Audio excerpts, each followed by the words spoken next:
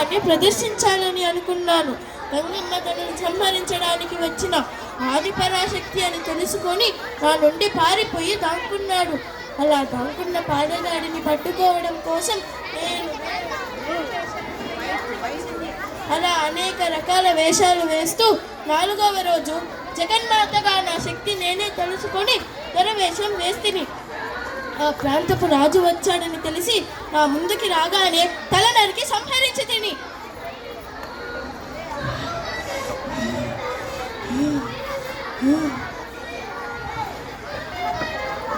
దుష్ట శిక్షణే శిష్ట రక్షణకై సంహరించి తిని.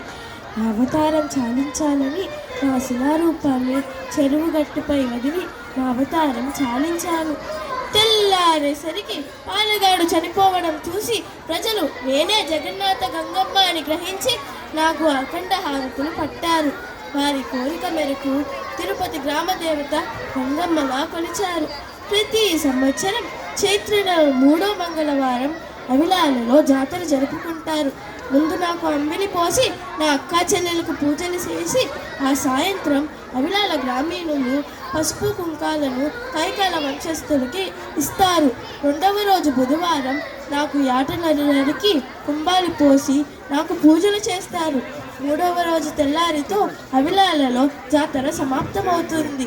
ఇక్కడ ఇచ్చిన పసుపు కుంకాలను తిరుపతి పొలిమేర చుట్టూ చల్లుతూ జాతర పూర్తయ్యేంత వరకు ఊరి ప్రజలు బయటికి దాటరాదంటూ చాటింపు చేస్తారు.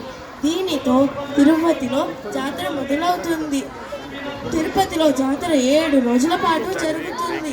మొదటి రోజు వైరాగి వేషం, 2వ రోజు బండ వేషం, 3వ రోజు తోటి వేషం, 4వ రోజు దొరవేషం, 5వ రోజు మాతంగి వేషం, 6వ రోజు సున్నపు కుండల వేషం, 7వ రోజు చెంప నరకడంతో తిరుపతిలో నా జాతర సమాప్తమవుతుంది.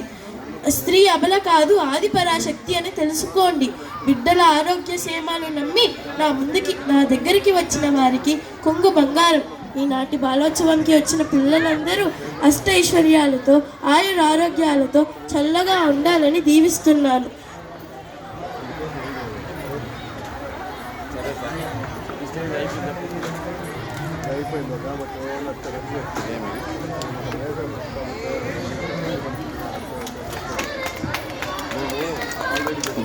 Thank you. ధన్యవాదాలు.